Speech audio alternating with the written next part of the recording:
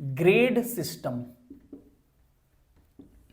ठीक है, ये इसका थोड़ा कम यूज होता है, लेकिन ये जो है वो काफी मतलब यूजेबल है, काफी मतलब सिंप्लीफाई करना इसको आसान है, इसलिए हम लोग इसको पढ़ते हैं ताकि कहीं पे यूज इसका आए तो हम लोग इजीली कैलकुलेट कर सकें।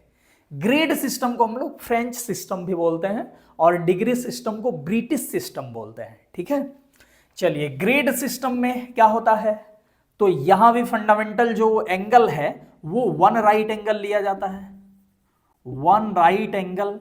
अब ये लोग क्या किए, ग्रेड सिस्टम वाले वन राइट एंगल लिए, अब उसका खुदरा करने की जरूरत पड़ा, तो ये डिग्री सिस्टम वाला वन राइट एंगल को 90 पार्ट में बांटे और प्रत्येक पार्ट को बोल दिए डिग्री। ये लोग क्या किए, वन राइट एंगल जो एंगल था इसको 100 पार्ट में बांट दिए, 100 पार्ट में बांट दिए और ईच पार्ट को बोले ग्रेड, वन ग्रेड।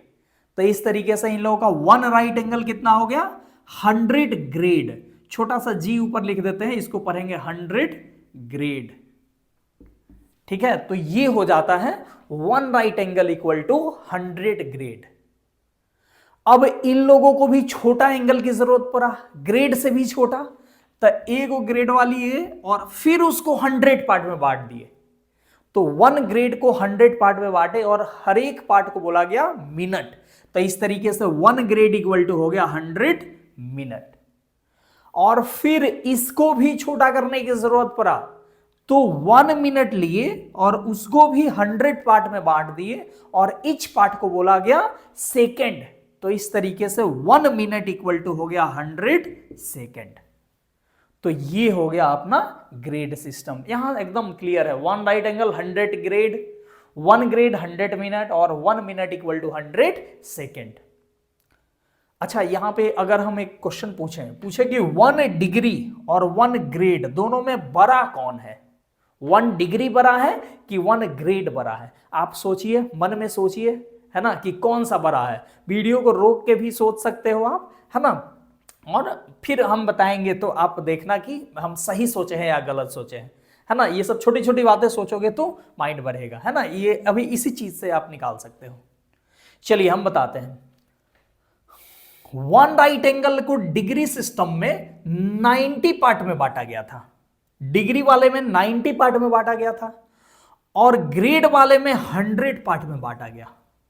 तो सोचो, सेम एंगल है, मान लो सेम कुछ रखा गया है, सेम पैसा है ना, एक जो है वो 90 पार्ट में बांटा गया है ना। मान लो कि एक कोई आदमी है, उसको उसके 90 को टोटल स्टूडेंट है, तो 90 स्टूडेंट में मान लो कुछ प्रसाद बांटना है, और एक टीचर है जिनके पास 100 स्टूडेंट है, तो उनको 100 स्टूडेंट में उतना ही प्रसाद बांटना है। तो इसमें जो एक स्टूडेंट को मिलेगा, 90 को, कम में स्टूडेंट है तो हर एक स्टूडेंट को थोड़ा थोड़ा ज्यादा मिल जाएगा ना। इसमें क्या होगा, तो हर एक को थोड़ा थोड़ा कम मिलेगा, ज्यादा उतना ही चीज को ज्यादा पार्ट में बांट दिया गया। जैसे मान लो कोई आदमी है जिसके पास 2 बेटा है, एक आदमी है जिसके पास 3 बेटा है, और दोनों के पास सेम संपत्ति है, तो 2 में बटाएगा तो प्रत्येक को ज्यादा मिलेगा, और उसी संपत्ति को 3 में बांट दें तो उसमें से कम कम हो जाएगा, है ना। तो इसीलिए कहा जाता है हम दो हमारे दो।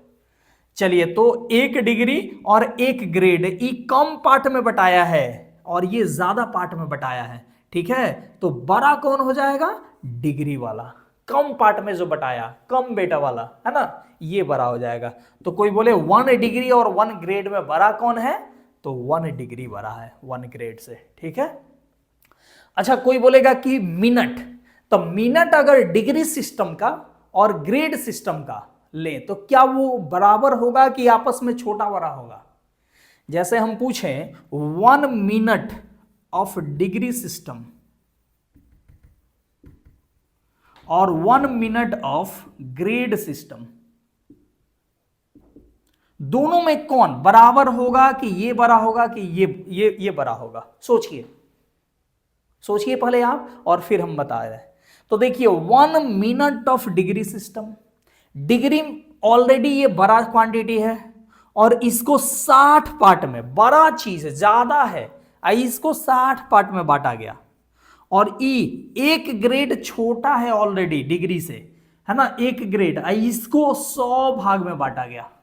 सोचो ऑलरेडी कम है, इसको 100 पार्ट में बांटा गया, इसको 60 पार्ट में बांटा गया। तो जितना कम होगा पार्ट, जितना कम पार्ट में बांटोगे, है ना, तो उतना ज्यादा होगा।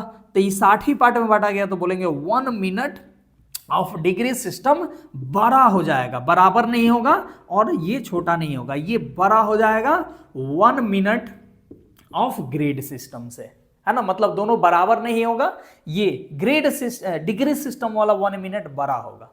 वैसे ही अगर बात करें 1 सेकेंड ऑफ डिग्री सिस्टम, तो ये भी बड़ा होगा 1 सेकेंड ऑफ ग्रेड सिस्टम के। ठीक है, तो आई होप ये क्लियर हो गया होगा। आगे हम लोग बढ़ते हैं, और तीसरा जो हमारा मेजरमेंट ऑफ एंगल का तीसरा जो सिस्टम है वो है रेडियन सिस्टम, या इसी को बोलते हैं सर्कुलर सिस्टम।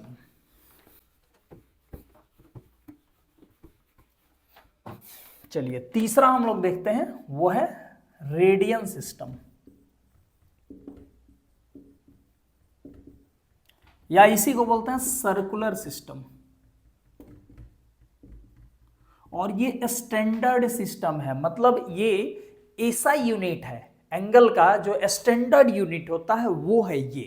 ठीक है, सर्कुलर सिस्टम इसलिए बोलते हैं क्योंकि रेडियन जो होता है वो सर्कल में हम लोग देखते हैं। ठीक है, सर्कल में होता है 1 रेडियन। तो चलिए पहले हम लोग देखते हैं यहां पे 1 रेडियन क्या होगा। 1 रेडियन किसको बोलेंगे? जैसे वहां पे 1 डिग्री क्या था, तो एक राइट एंगल का 90th पार्ट, और ग्रेड वाले में 1 ग्रेड कितना था, तो 1 राइट एंगल का 100th पार्ट, है ना, 100वां भाग था, और डिग्री में 90वां भाग था। और यहां पे देखते हैं कि 1 रेडियन कितना होगा। तो देखिए अगर एक हम सर्कल कोई ले लें जिसका रेडियस है r, और हम एक आर्क ले लें जिसका लेंथ है r। ठीक है, आर्क लेंथ हम r ले लें, जितना रेडियस है उतना ही आर्क लेंथ ले लें। तो ये आर्कवा जो है ये सेंटर पे जितना एंगल बनाएगा ना, उसी को हम लोग बोलेंगे 1 रेडियन, और इसको ऐसे डिनोट करते हैं 1 ऐसे, ये कहलाएगा 1 रेडियन। 1 रेडियन एंगल क्या कहलाएगा, तो किसी भी सर्कल में, किसी भी साइज का सर्कल ले लो, छोटा बड़ा कैसा भी, उसमें जितना उसका रेडियस है उतना ही बड़ा आर्क ले लो, और वो आर्क सेंटर पे जितना एंगल बनाएगा वही एंगल कहलाएगा 1 रेडियन।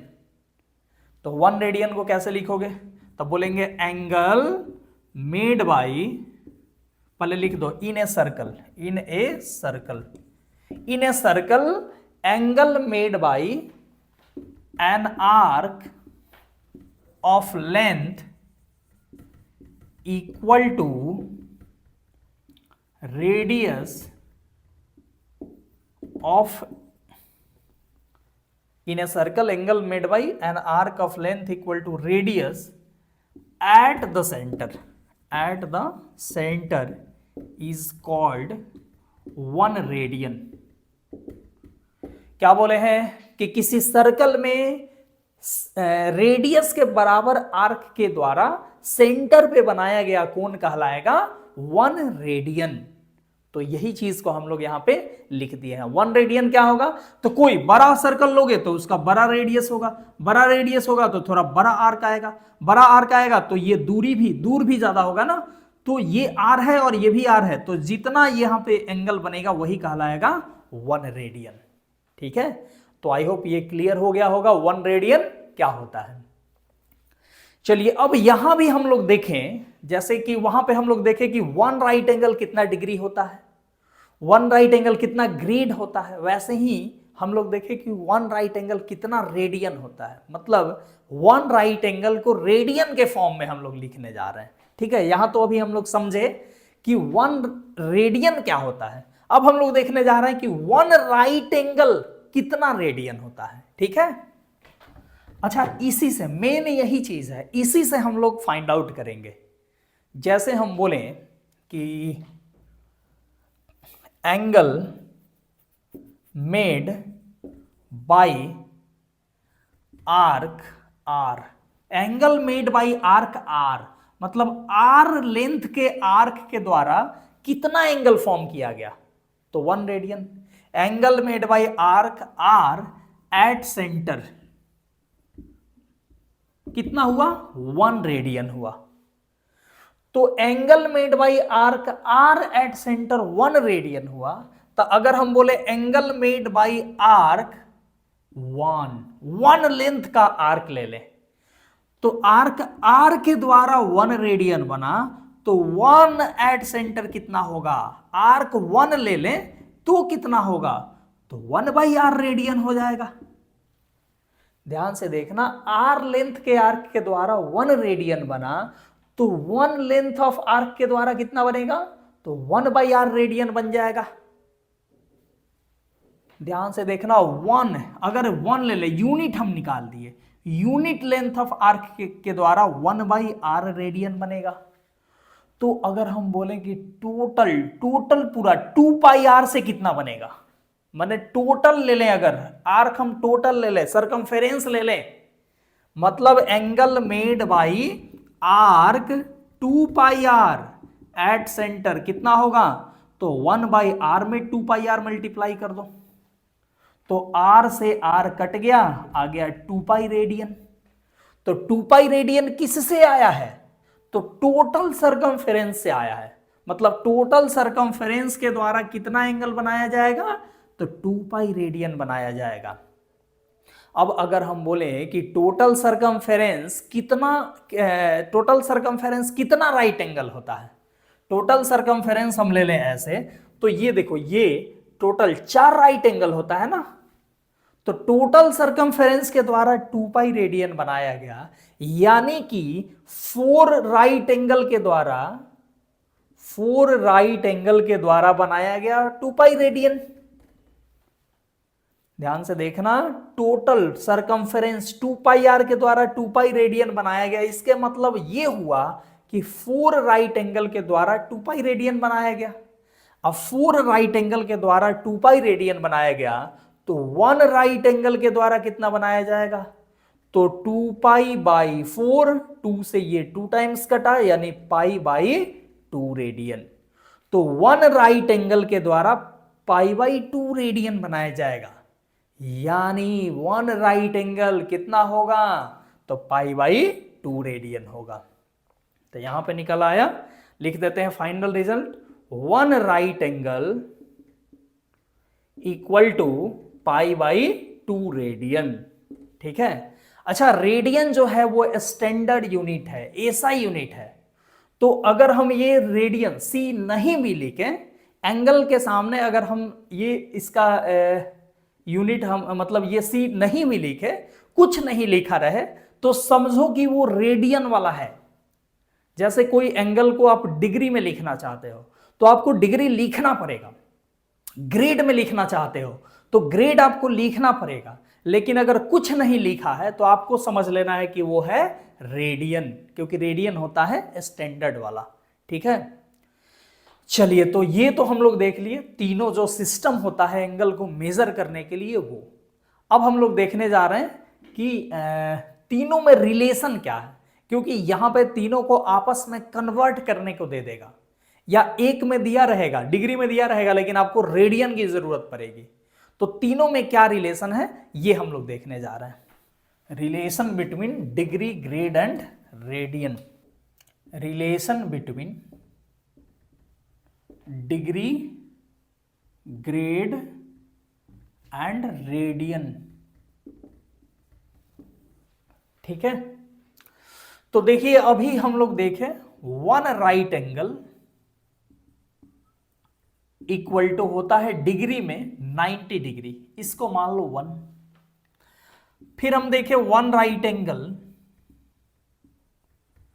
ग्रेड में कितना होता है, तो 100 ग्रेड होता है, इसको मान लो सेकेंड। और हम बोले 1 राइट एंगल रेडियन में कितना होता है, तो पाई बाई 2 रेडियन, इसको मान लो तीसरा। तो ये देखो, इधर वाला तीनों जो है वो क्या है, 1 राइट एंगल का वैल्यू है। तो ये तीनों आपस में बराबर होना चाहिए। मतलब हम बोल सकते हैं कि from 1 2 and 3 90 degree equal to 100 grade equal to π/2 radian, ये हम लोग बोल सकते हैं। 90 degree equal to 100 grade equal to π/2 radian, ये तीनों आपस में बराबर होगा। 90 डिग्री बराबर 100 ग्रेड हो जाएगा। अब इससे हम लोग कैसे कन्वर्ट करेंगे? तो जैसे देखो बोला जाए यहां पे है 90 डिग्री इक्वल टू 100 ग्रेड, तो 1 डिग्री कितना हो जाएगा? इसको डिवाइड कर दो, 100/90 ग्रेड। तो 1 डिग्री इक्वल टू 100/90 ग्रेड। तो इस तरीके से कोई डिग्री दिया रहे, माने डी डिग्री कितना होगा? डी डिग्री, तो ये हो जाएगा 100/90 इंटू डी ग्रेड हो जाएगा। ये हो गया मतलब डी डिग्री, कोई भी डिग्री में दिया रहे तो डी डिग्री इक्वल टू हो जाएगा 100/90 इंटू डी ग्रेड। और ये जो वैल्यू आया वो ग्रेड वैल्यू है, ये ग्रेड वैल्यू है। तो इसको हम लोग जैसे जी फाइंड आउट करना है और डी दिया रहे तो डी इंटू 100/90 कर दो, तो आ जाएगा हमको जी, मतलब ये जी का वैल्यू है। तो जी बराबर क्या आ गया? 100/90 इंटू डी, ये आ गया। इससे आप क्या लिख सकते हो? d/90, जी को इधर बाई में भेज दो तो आ जाएगा g/100 इक्वल टू d/90, ये आ गया। इसको मान लो फर्स्ट।